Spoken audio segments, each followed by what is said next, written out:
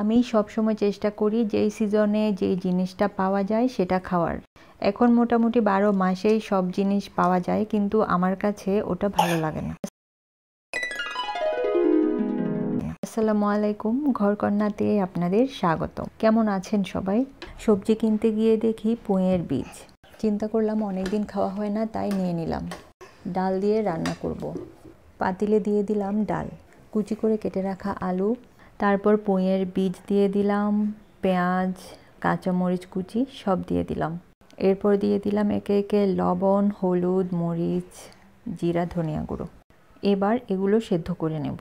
সেদ্ধ হওয়ার জন্য লাগবে আরও একটু পানি, পানিটাও দিয়ে দিলাম। সব কিছু ভালোভাবে সেদ্ধ হয়ে গেছে। এবার বাগার দিয়ে দেব। কড়াইয়ে তেল দিয়ে দিলাম, তারপর দিয়েছি লবণ হলুদ মাখানো চিংড়ি একটু ভেজে নেব। তারপর দিয়ে দেব পেঁয়াজ কুচি, রসুন কুচি আর শুকনো মরিচ। এগুলো বাদামি করে ভেজে নেব। সব কিছু ভালোভাবে ভাজা হয়ে গেছে, এবার দিয়ে দেব।